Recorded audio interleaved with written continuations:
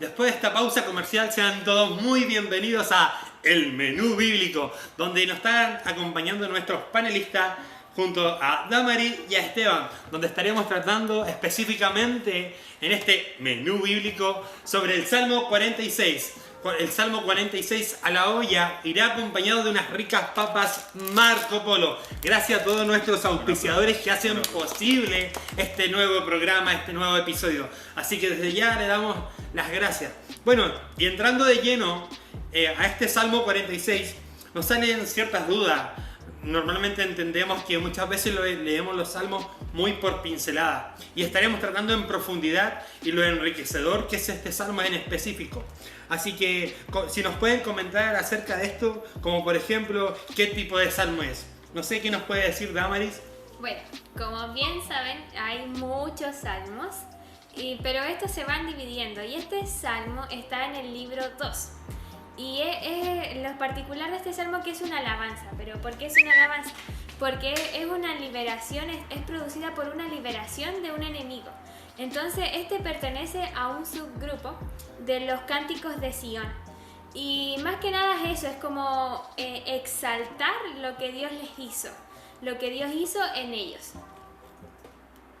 Wow. Qué importante es ver y analizar lo que Dios hace a lo largo de nuestra historia.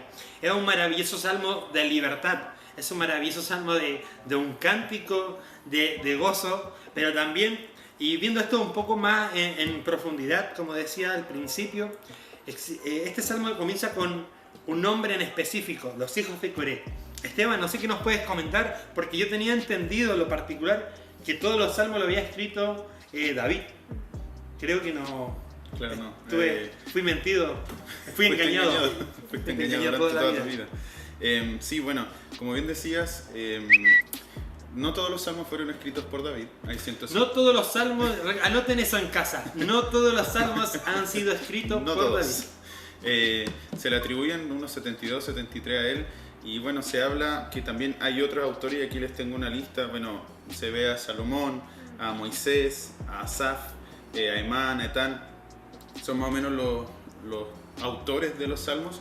Y bueno, en este caso, como bien decían, vamos a ver el Salmo 46, en el cual se habla de los hijos de Coré. Y bueno, para profundizar un poco, tenemos que ver quién era el tal Coré. Este Coré era hijo de Izar y nieto de Coat, de la tribu de Leví. De ahí se explica un poco más o menos por qué los hijos de Coré hacen salmos, ¿cierto? Y tienen más o menos esa tendencia. Y bueno, Coré fue uno de los 250 hombres, si bien digo, que se rebeló contra Moisés y Aarón. Eso lo podemos ver en Números. Y bueno, la verdad que bueno, ahí pasa que se los traga la tierra, ¿cierto? Pero menciona la Biblia que los hijos de Coré, más los hijos de Coré, no murieron. Entonces, bueno, de ahí se viene, ¿cierto?, el linaje de Coré. Wow, qué importante saber el tema de la analogía. De dónde provienen, sabiendo que la cultura judía, la cultura hebrea era mucho de saber de la descendencia. Qué importante este hermoso detalle que ya nos revela un poco más de dónde proviene o de quiénes escribieron este salmo. Porque yo, en lo particular, tenía entendido, como dije anteriormente, que supuestamente David para mí había escrito todos los salmos, pero con esto me aclara más la película de saber que no solamente David, sino hubo un grupo de personas más amplio de poder escribir sobre estos salmos. Ahora, vía Twitter me llega una pregunta que escribe una persona llamada Esperancita Triple Hello Kitty, que pregunta: en este Salmo 46 hay dos palabras que le llaman la atención, que es Alamot y Selah, que están escritos pero no como introducido, algo así. Entonces, no sé si nos pueden aclarar un poco sobre estas dos palabras. Ya, bueno, decirle a Esperancita que no se asuste, porque estas palabras son muy comunes dentro de los salmos. Y Alamot tiene que ver con un término musical, que significaba, que probablemente, aludía a una música pero de voces femeninas, como a instrumentos agudos. Eso tiene que ver Alamot. Y Selah tiene que ver con un recurso básicamente musical, como el instrumental, si se le podría decir. Así que eso tiene que ver Alamot y Selah. Ah, entonces quedamos más claro de que Claro, no tan solamente este es un escrito, sino también esto antiguamente se cantaba. Claro. Por eso también tienen estas como partiduras o partituras por el tema de cómo se podía o se debía cantar. Ojo también y ponerle atención a eso.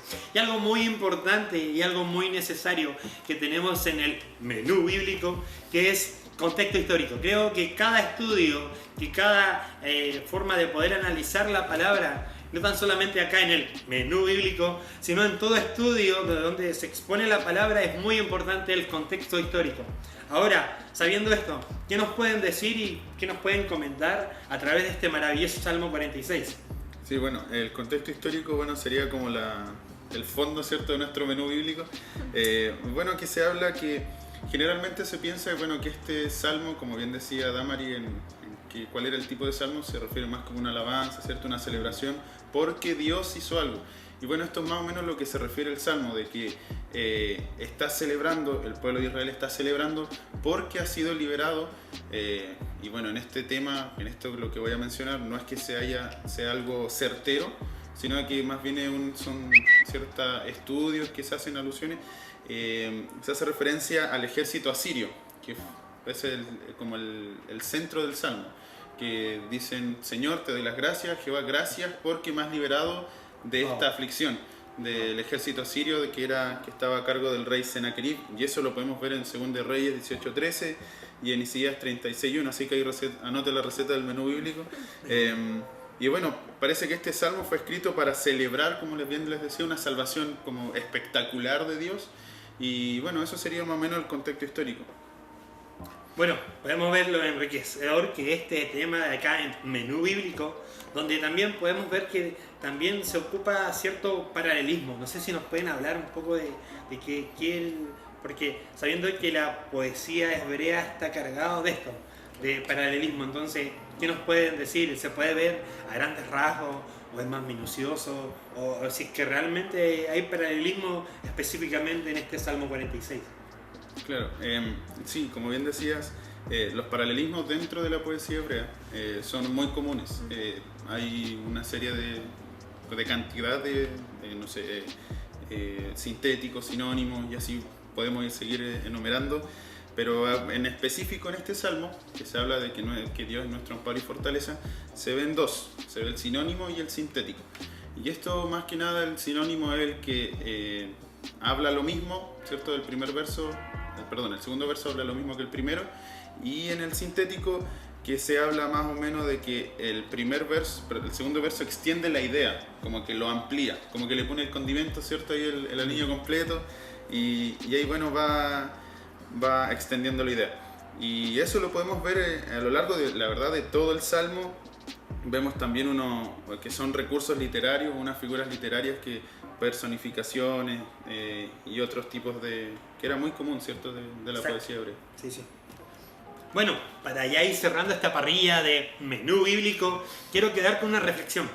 Sabiendo esto que veníamos hablando de cómo se dividía este hermoso y maravilloso Salmo 46, donde hablaba de la liberación de su pueblo, donde hablaba de que había ocurrido un suceso no muy bueno, pero dice, de hecho, y acá en el versículo número 1 lo comenta y dice: Dios es nuestro amparo y fortaleza, nuestro pronto auxilio en las tribulaciones.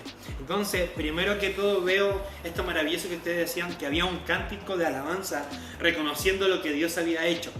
Y esto en forma aplicativa, en forma práctica para hoy en día.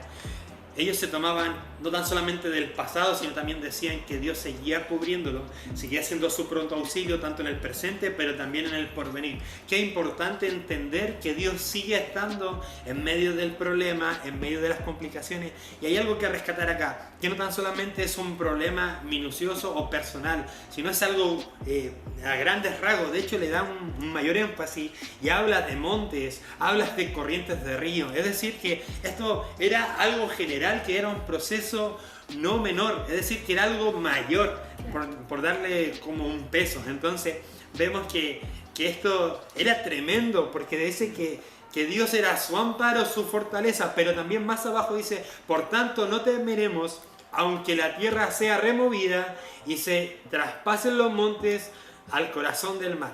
Entonces No tan solamente Dios te guarda, no tan solamente Dios te cubre, sino también te libera. ¿Por qué? Entendiendo que este salmo es un cántico de alabanza porque Dios no tan solamente lo había cubrido, no tan solamente lo había guardado, sino también había traído libertad a su pueblo. Libertad en todo sentido, libertad espiritual, libertad emocional, libertad, había cortado cadenas de opresión. Entonces vemos a lo maravilloso y majestuoso, y por eso se nombra bastante en esta forma o en esta dirección, entendiendo que hay paralelismo, entendiendo que hay diferentes figuras literarias, que nombra ríos, que nombra montañas, que aun cuando el mundo se esté cayendo a pedazos, la fortaleza, el refugio, nuestro amparo sigue estando en Dios. Ahora, en este tiempo complicado, en este tiempo difícil de pandemia, de cuarentena, donde hay mucha gente que se está muriendo, donde mucha gente está, inclusive esta crisis económica que se viene,